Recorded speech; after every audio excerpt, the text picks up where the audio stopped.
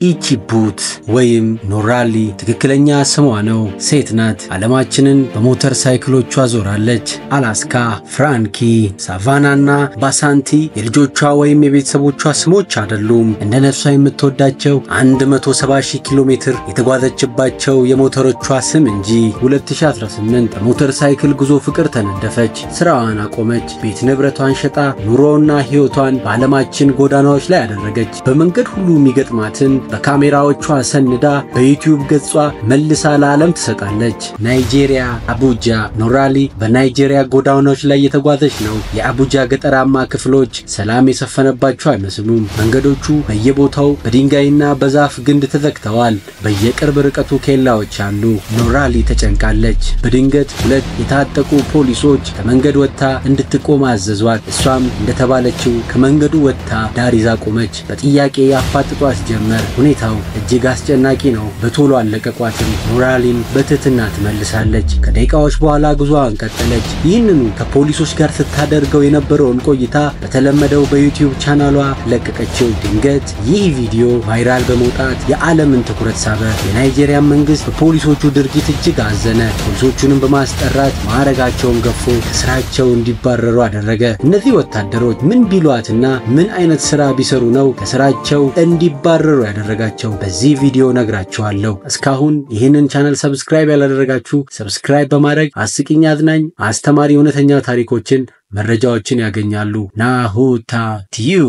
ኖራሊ ድንቅ ኔዘርላንዳዊት ሞተረኛ የፒኤችዲ ትምህርቷን የመመረቂያ ጽሑፍ የሚሆናትን ምርምር ለማድረግ ወደ አውስትራሊያ ታቀናለች። በዛም ለትምህርቷ የሚረዳትን ሁሉ ሳምፕሎች ትሰበስባለች። ነገር ግን ወደ ኔዘርላንድ በቶሎ ለመመለስ አላሰበችም። ይልቁንም ከአውስትራሊያ ወደ ኒውዚላንድ፣ ከኒውዚላንድ ወደ ህንድ ታመራለች። ህንድ ከደረሰች በኋላ ግን ነገሮች አቅጣጫቸውን ለወጡ። የምትማረውን ትምህርት የምትሰራውን የጂኦሎጂ ስራ ከዚህ በላይ መቀጠል እንደማትፈልግና ፍላጎቷ በሞተር ሳይክል ዓለምን እየዞረች አዳዲስ ነገሮችን ማየት እንደሆነ ትረዳለች። ወዲያውም ስራዋንና ስንት ዓመት የለፋችበትን የፒኤችዲ ትምህርቷን ታቆማለች። ያላትን ቤት ንብረት በመሸጥ የመጀመሪያ ሞተሯን በመግዛት ጉዞዋን ከህንድ ትጀምራለች። በመቀጠል ማይናማር፣ ታይላንድ በማድረግ ማሌዥያ ትገባለች። ኖራሊ በዚህ ጉዞዋ እጅግ ትፈነድቃለች። ነፍሷ ሐሴትን ታደርጋለች። ስለዚህ ከዚህ በኋላ ህይወቴ መጓዝ፣ አዲስ ነገሮችን ማየት፣ መገንዘብ፣ ማወቅ ነው ትልና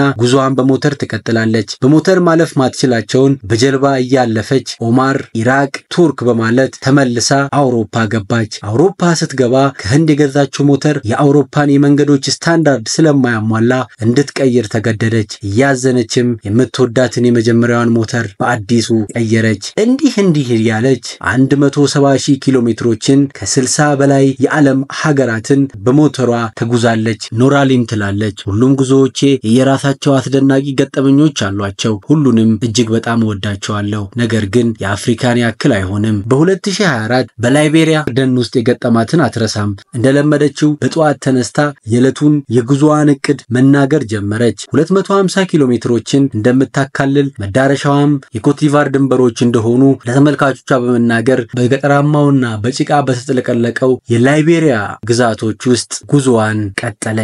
አጀማመሯ ጥሩ ነበር፣ ነገር ግን እየቆየ እየከበደ መጣ። በጣም በጭቃ የተዋጠ መንገድ ማለት ይቻላል። የጭቃ ባህር። ኖራሊ አልተበገረችም። በምትወዳት አላስካ በተባለችው ሞተር መንገዷን ቀጥላለች። ድንገት ግን ጭቃው አዳልጧት ወደቀች። የመንገዱ ድካም፣ የሞተሯ ክብረት ተደማምሮ ኖራሊ ከወደቀችበት መነሳት ከበዳት። ወዲያው አንድ የአካባቢው ልጅ በመምጣት ከወደቀችበት አነሳት። መንገዱ እጅግ በጭቃ የተጥለቀለቀና ሞተር ለመንዳት እጅግ አስቸጋሪ ስለሆነ ልጁ የእሷን ሞተር ተቀብሎ መንዳት ጀመረ። እሷም ከኋላ ትከተለዋለች። ጭቃው የሞተሩን ጎማ እያሟለጨ አላስኬድ ስላለው ከባድ ማርሽ በመጠቀም በጉልበት እየነዳ ይወጣው ጀመር። ኖራሊ ግን በአነዳዱ ደስተኛ አልነበረችም። ቀስበል እንጂ ኃይል አትጠቀም፣ ለሞተሩም እያሰብክ እያለች ትጎተጉተው ጀመር። ለምን? አላስካ ልጇ ማለት ናትና። እንዲህ እያሉ ይህንን አስቸጋሪ መንገድ አጠናቀው ወደ ዋናው ጎዳና ወጡ። ትንሽም እንደተጓዙ አላስካ ባሳለፈችው ጉዞ እጅግ ተፈትና ነበርና ከዚህ በላይ አልችልም አለች። ያሰበችው ከተማ ለመድረስ 90 ኪሎ ሜትሮች ይቀሯት ነበር። ጊዜው ደግሞ መሽቷል። የሚያዋጣት 10 ኪሎ ሜትሮችን አልፋ የመጣችውን ፊሽ ሲቲ ወደ ተባለች ከተማ መመለስ ነበር። ግን እንዴት? ጊዜው መሽቷል። ሞተሯ ተበላሽቷል። ኖራሊ እጅግ ተጨነቀች። ድንገት ከሰማይ እንጂ ከየት መጣ የማይባል አንድ ሞተረኛ የኖራሊን ጭንቀት አይቶ ሞተሩን አቁሞ ወደሷ መጣ። የገጠማትን ሁሉ ነገረችው። ልጁም በትህትናና በፍቅር ሞተሯን ከኋላ እየጎተተ ወደምትፈልገው ፊሽ ሲቲ አደረሳት። አላመነችም። በቀጣዩም ቀን እንደተለመደው በተመሳሳይ ሁኔታ በሞተር እየገፋች ወደ ድንበሩ ደረሰች። በጀልባና በመኪና በመታገዝ አቡጃ ከተማ ገባች። ወዲያውኑ ሳትውል ሳታድር የታመመችውን አላስካ ልጇን አቡጃ ወደሚገኝ አንድ ዕውቅ የሞተር መካኒክ ትወስደዋለች። መካኒኩም ሞተሩን በትኖ አላስካን ይሰራት ጀመር። ኖራሊ ግን በዚህ መካኒክ ብዙም እምነት አልነበራትም። ሞተሩን በታትኖ የተሰበረውን ሲገጥም የሚታጠበውን ሲያጥብ መልሶ ያቆማታል፣ መልሶ ያንቀሳቅሳታል የሚለውን ነገር ተጠራጠረች። በስተመጨረሻም መካኒኩ ጨርሶ እንድትሞክረው ሰጧት። በሚገርም ሁኔታ እጅግ ድንቅ አቅሟን መልሶ ነበርና ኖራሊ በመካኒኩ ስራ እጅግ ተደነቀች፣ ፈነደቀች። በአፍሪካ መንገዶች እጅግ ተማራ መንግስቶቻቸውን ስትሰድብ ከወደቀችበት አንስተው የምትፈልገው ቦታ ያደረሷት ሰዎችን ስታስታውስ የጠላቻቸውን ያክል ታወድሳቸዋለች። በአፍሪካ ስርዓቶችና አስተዳደሮች ኋላ ቀርነት ስትራገም ቆይታ እንደ ልጅ የምታያትን የተበላሸች ሞተሯን አስተካክሎ የሰጣትን መካኒክ አፍሪካዊ መሆኑን ትዝ ሲላት እርግማኗን ትታ ማንቆለጳጳሱን ትጀምራለች። ከዚህ ሁሉ ፈተና በኋላ ነው እንግዲህ በናይጄሪያ አቡጃ በታጠቁ ፖሊሶች እንድትቆም የተገደደችው። እነዚህም ፖሊሶች ዳር እንድትይዝ አስገደዷት። እሷም ዳር ያዘች። በግራም በቀኝ በጥያቄ ያጣድፏት ጀመር። እሷ ግን ትህትና በተሞላበት ሁኔታ ከኔዘርላንድ እንደመጣች ቱሪስት እንደሆነች አዳዲስ ነገሮችን ማየት እንደሚያስደስታት ነገረች። እሷም የተጠየቀችውን በትህትና መለሰች። ነገር ግን ፖሊሶቹ ቶሎ ሊለቋት አልፈለጉም። በጥያቄ ያዋክቧት ነበር። ሁኔታው እጅግ አስጨናቂ ነው። ፖሊሶቹ ቀጠሉ። ብር ካልሰጠሽን አታልፊም፣ ብር ስጭን እያሉ ይጎነትሏት ጀመር። ኖራሊ ግን ለምን እያለች በትህትና መልሷን ቀጠለች። እነሱም ደጋግመው ብር ብር ብር ይሏት ጀመር። Money. Why? Why? Okay, bye-bye.